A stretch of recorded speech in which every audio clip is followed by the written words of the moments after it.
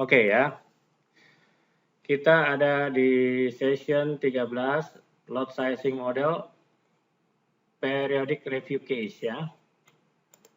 Nah, dalam sesi 13 ini kita akan jelaskan model ukuran lot dalam kasus ulasan berkala atau periode ya.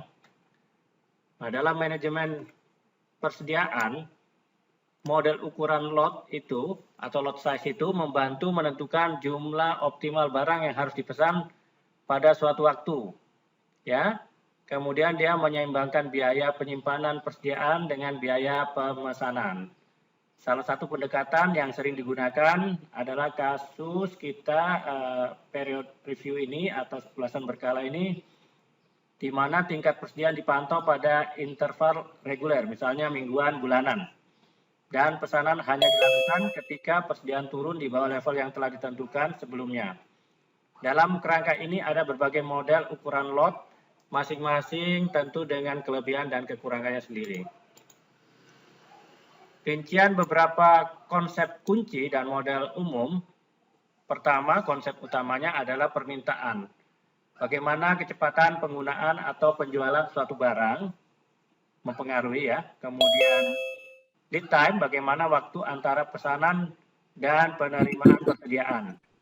Kemudian ada biaya pemesanan. Biaya pemesanan ini disebut juga ordering cost ya. Biaya tetap yang terkait dengan pemesanan terlepas dari berapa jumlah pesanannya. Kemudian nanti ada holding cost, biaya penyimpanan, persediaan per unit per waktu ya, per unit waktu ya. Itu holding cost. Kemudian tingkat persediaan adalah jumlah barang yang tersedia dalam stok pada waktu tertentu. Tingkat persediaan itu jumlah barang yang tersedia dalam stok pada waktu tertentu ya. Kemudian ada ROP di sini, titik pemesanan ulang, level di mana pesanan ini dilakukan untuk mengisi kembali persediaan sebelum mencapai 0 ya. Kemudian ada model ukuran lot umum ya. Lot size atau general lot size ini dengan model SS ya, S besar S kecil ini, di mana S kecil ini adalah titik pemesanan ulang dan level ordernya sehingga ke S besar ya. Nah, kemudian model ini sederhana untuk dipahami dan diterapkan, tetapi dapat menjadi suboptimal untuk barang dengan fluktuasi permintaan atau biaya holding yang tinggi. Kemudian ada model EOQ nanti yang kita akan pahami rumusnya ya. EOQ ini Economic Order Quantity. Model ini mengasumsikan permintaan, lead time, dan biaya holding yang konstan. Ini menghitung jumlah pesanan optimal yang meminimalkan jumlah biaya pemesanan dan holding ya atau penyimpanan selama periode tertentu. EOQ efisien untuk situasi permintaan yang stabil, tetapi mungkin tidak cocok untuk permintaan yang berfluktuasi atau kompleksitas lainnya. Kemudian ada juga nanti kita lihat heuristic formula. Ya, pendekatan heuristik ini menyesuaikan formula EOQ untuk situasi dengan permintaan yang berfluktuasi. Ini menggunakan tingkat permintaan rata-rata dan menyesuaikan jumlah pesanan berdasarkan deviasi permintaan aktual dari rata-rata. Ini memberikan pendekatan yang lebih fleksibel daripada EOQ untuk lingkungan dengan permintaan yang dinamis. Nah, ini adalah model yang namanya general lot sizing model. Kita lihat di sini posisi daripada inventorinya, persediaan ini, ya, kemudian menurun, kemudian ada titik pesannya, R ini reordernya ya, kemudian nanti termasuk ada lead time-nya juga, ada titik di mana kelihatan ada poin di sini, ini adalah poin lead time-nya di sini, ya, ini lead time-nya nih biasanya di sini nih, sedikit dia menurun, ada ini adalah lead time-nya di sini biasanya nih. Ya. Ini reorder point-nya di sini. Reorder point-nya biasanya ada di sebelum dia turun banget nih. Ya. Titik reordernya di sini. Ya, kemudian nah, ini economic order quantity adalah suatu, ini definisinya ya, ideal order quantity dari sebuah perusahaan untuk membeli lagi, untuk meminimize inventory, untuk persediaannya diminimize ya, terutama biayanya ya, seperti holding cost-nya dan software cost. Jadi ini adalah untuk menghemat biaya penyimpanan, biaya adanya misalnya adanya kekurangan ya, dan biaya pemesanan. Ini dilakukan untuk menghemat 3 biaya ini, holding cost, software cost, dan order cost. Nah, formula yang umum adalah seperti ini. Q sama dengan akar 2D kali S, 2 kali D kali S per H. Di mana Q itu adalah EOQ unitnya, D-nya permintaan unitnya, S itu biaya pemesanan, dan H itu biaya penyimpanan. Ya, ini. Nah, apa yang dapat diberitahukan oleh kuantitas pesanan atau EOQ kepada Anda? Ya, tujuan rumus EOQ adalah untuk mengidentifikasi berapa unit produk yang optimal untuk dipesan. Maka jika tercapai, perusahaan dapat meminimalkan tadi biaya pembelian, pengiriman, penyimpanan. Nah, ini ada 3 biaya tadi ya. Kemudian rumus EOQ ini bisa juga dimodifikasi untuk meningkatkan tingkat produksi interval pemesanan yang berbeda. Ya, dan tentunya menggunakan algoritma dalam perangkat lunak komputer mereka untuk menentukan berapa EOQ-nya. Lebih lanjut tentang EOQ adalah alat arus kas. Ya, jadi dia bisa juga berfungsi sebagai arus kas yang penting dan mengendalikan jumlah uang tunai yang terikat dalam saldo persediaan ya.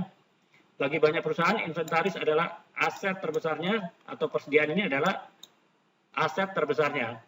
Selain daripada SDM, dan bisnis ini harus memiliki persediaan atau inventaris yang cukup untuk memenuhi kebutuhan pelanggan. Oleh karena itu, EOQ ini dapat membantu meminimalkan tingkat persediaan dan menghemat uang tunai untuk tujuan bisnis atau investasi lain. Nah, tentu saja ada hubungan antara EOQ dan ROP, di mana EOQ ini menentukan titik pemesanan kembali. Ya, dia bisa menentukan ROP-nya, suatu persediaan suatu perusahaan. Nah, ketika persediaan turun ke tingkat tertentu, maka rumus EOQ ini bisa jika diterapkan, ini akan memicu kebutuhan untuk melakukan pemesanan lebih banyak atau unit yang lebih banyak. Ya, dengan menentukan titik pemesanan ulang, maka bisnis ini akan terhindar dari kehabisan persediaan dan dia dapat terus memenuhi pesanan pelanggan. Yaitu hilangnya kekurangan biaya ini terjadi karena pendapatan perusahaan tidak mempunyai persediaan yang cukup. Ya, jadi kalau persediaan tidak cukup ini pendapatan tentu bisa berkurang. Ya, kekurangan persediaan juga dapat berarti perusahaan kehilangan pelanggan atau klien akan memesan lebih sedikit di masa depan karena perusahaannya tidak dapat memenuhi pesanan. Nah, ini adalah contoh EOQ ya. Cara menggunakan EOQ. Misalnya sebuah toko pakaian eceran menjual produk jin. Tokonya ini menjual 1000 pasang ya setiap tahunnya. Kemudian mengeluarkan biaya untuk menyimpan $5 per tahun dan biaya tetap untuk melakukan pesanan atau order $2. Tinggal dimasukkan di rumusnya ya, di mana tadi demand-nya ini 1000, masukin di sini 1000. Kemudian biaya penyimpanannya itu atau biaya pesanannya, biaya pesanannya S ini, order cost-nya $2, masukin di sini $2, kemudian dibagi dengan biaya penyimpanannya $5. Maka hasilnya 2 kali 1000 kali 2 ini 4000 ya. Dibagi dengan 5 pakai kalkulatornya. Akar, jadi 4000 bagi 5 sama dengan 800. Akar 800 adalah 28,28. Kemudian dia dibulatkan jadi 28,3. Dibulatkan lagi terakhir, dibulatkan ke bawah jadi 28. Jadi permintaan pelanggan itu, rumusnya atau EOQ-nya adalah 28 pasang jeans ya. Ini bisa dilakukan dengan kalkulator yang biasa ya. Nah, ini nanti kemudian ada gambar seperti ini yang nanti bagian Anda harus menentukan EOQ-nya ada di mana. EOQ-nya ada di sini, di tengah-tengah sini nih. Nah, ini titik EOQ-nya di sini. Jadi di sini ada holding cost, ada ordering cost, maka pertemuan titik biaya penyimpanan dan pemesanan akan jatuh di tengah. Inilah yang disebut sebagai EOQ di sini ya. Nah, kemudian ada juga contoh satu di sini ya, di mana distributor lokal ini, perusahaan ban nasional menjual kira-kira 9.600 ban. Ya. Kemudian biaya holdingnya $16 per ban, sedangkan biaya penyimpanannya, biaya ordernya 75, biaya holdingnya $16. Nanti tinggal dimasukin rumusnya ya. Kemudian ditentukan operasional per tahunnya 288 hari. Nanti ada 4 pertanyaan di sini. Berapa EOQ? Berapa banyak pesanan per tahun yang diharapkan? Berapa lama waktu yang diharapkan? Dan berapa biaya total tahunan jika kuantitas EOQ dipesan? Maka solusinya kita lihat di sini. Rumus pertama, rumus EOQ yang kita akan gunakan adalah EOQ atau Q sama dengan akar 2 DS per H. Dimasukkan tadi angka ini 9.600 di sini permintaannya. Kemudian biaya pesanannya 75 di sini.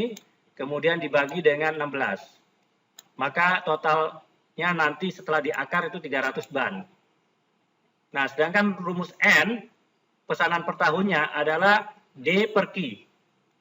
D-nya berapa? D-nya 9.600 dibagi dengan Q. Q-nya 300 ban di atas, maka totalnya 32 pesanan. Jawabannya 30. Jadi simple ya.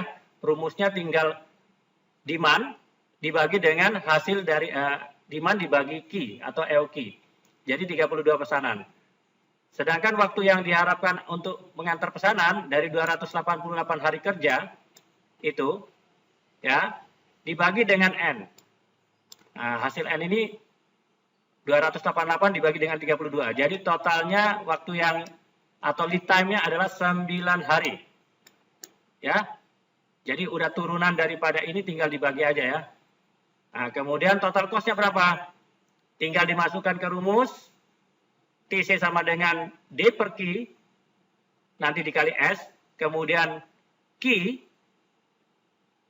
per 2 dikali H, sorry. Q per 2 dikali H. Maka 9.600 bagi 300 kali 75 tambah 300 per 2 kali 16. Maka hasilnya $2.400 tambah $2.400, totalnya 4.800. Ya. Maka kita lihat di sini, jadi setup cost-nya atau biaya setup-nya ini akan sama dengan holding cost-nya. Jadi pada kondisi EOQ, antara biaya setup sama biaya holding itu akan sama. Namun kalau kita pesan banyak 250 ban, ya, maka nanti hasilnya akan berubah. Kalau kita ganti angkanya di sini 250, maka hasilnya setup cost-nya akan lebih besar daripada holding cost-nya. Totalnya juga akan lebih besar. Jadi setup cost ini akan meningkat, ya. Nanti totalnya juga akan meningkat, maka holding cost-nya pun berkurang nih. Holding cost-nya berkurang. Jadi untuk kalau kita memesan kurang dari 300, maka setup cost itu bisa aja meningkat, ya. Nah, tidak terjadi keseimbangan cost ini kalau dia dalam total yang bukan EOQ, ya. Biasanya kalau dia lebih kecil ini maka setup cost-nya lebih besar. Kemudian nanti berapa tadi 300 ban ya. Maka nanti 300 ban ini pada saat digambar Anda tinggal tulis 300 bannya di sini posisinya. Ya. Kemudian ini ada contoh lagi pakai bahasa Inggris, sama aja modelnya, cuma di sini menggunakan percentage. Ya. Di sini menggunakan percentage, maka 20% ini dikali dengan 65 unit, maka jadi 13 unit. Jadi di sini menggunakan percentage. Ya. Maka EOQ-nya ini 131 kemudian N-nya itu 28, totalnya kemudian waktunya 9 hari, totalnya 1000, total cost-nya $1.704. Ya. Nah, EOQ ini punya keterbatasan, ya. Ini akan dia mengasumsikan permintaan konsumen adalah konstan, ya, konstan.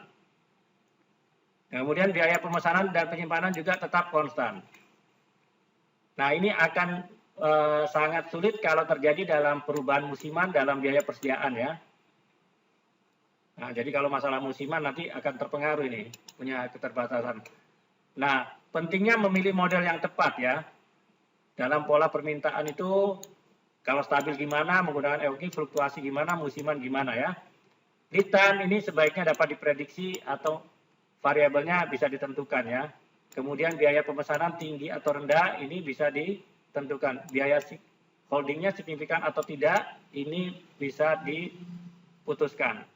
Kemudian batasan persediaan, adakah batasan ruang penyimpanan atau modal. Nah, kesimpulannya dengan mempertimbangkan faktor-faktor ini dan menganalisis kekuatan dan kelemahan modal yang berbeda, Anda dapat memilih pendekatan terbaik untuk mengoptimalkan manajemen persediaan dan meminimalkan biaya.